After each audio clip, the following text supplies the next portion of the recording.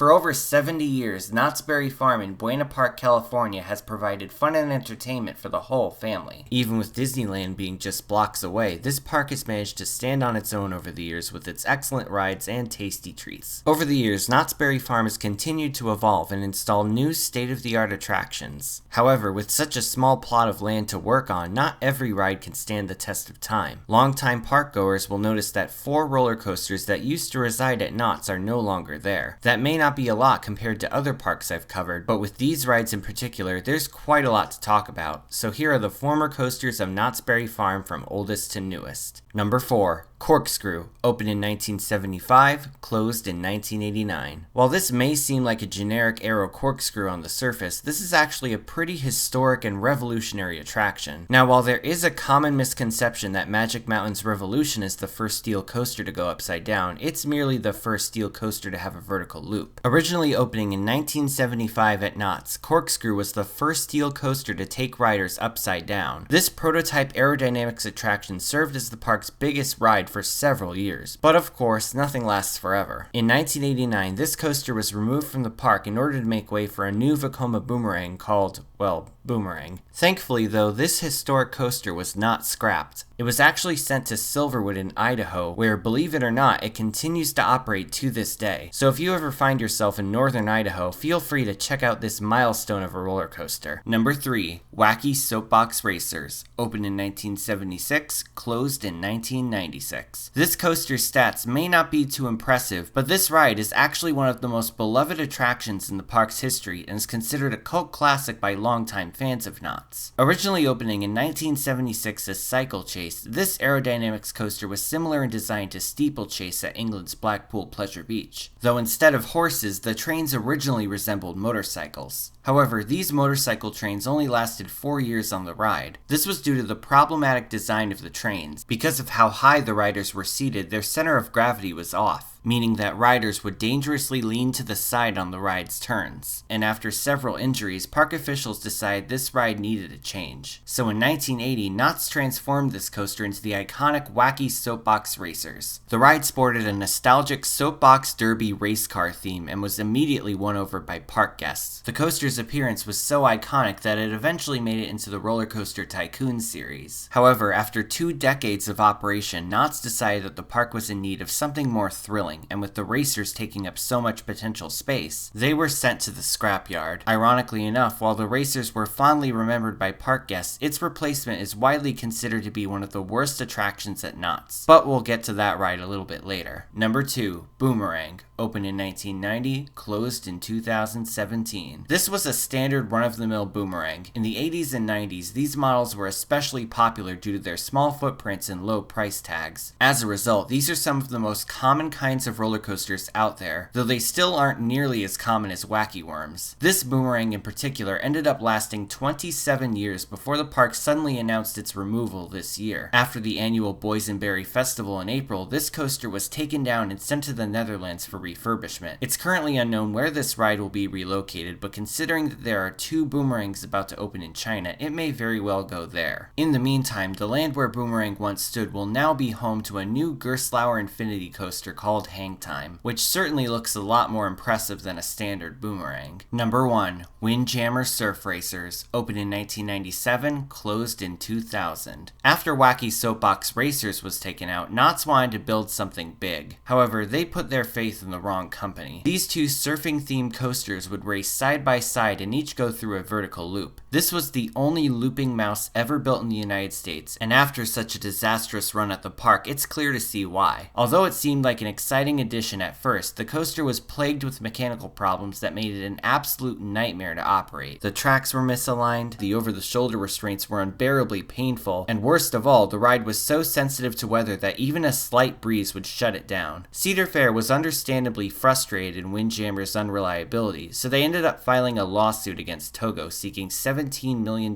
in damages. While the lawsuit was eventually rejected, Togo's reputation never recovered from it, and Windjammer Surf Racers was the last Togo coaster ever built in America. After Windjammer was dismantled, it was replaced with Accelerator, the first ever intimate accelerator. And unlike Windjammer Surf Racers was for Wacky Soapbox Racers, this was considered an excellent replacement. Before I sign off, I'd like to announce announce the winner of the last weekly poll. With 87 votes, the winner is Wildfire at Coolmorden. Second place went to DC Rivals at Warner Brothers Movie World, and third went to the Smiler at Alton Towers. So thank you very much to everyone who voted. And for this week's weekly poll, I'd like to ask what your favorite coaster at Knott's Berry Farm is. I have every coaster still operating at the park listed, so feel free to head on down to themeparkcrazy.com and cast your vote. Thanks for watching, everyone. Feel free to like, share, and subscribe. You can follow me on social media on Twitter, Instagram, and Facebook, or you can check out my website at themeparkcrazy.com. This is Theme Park Crazy, and I'll see you all next time.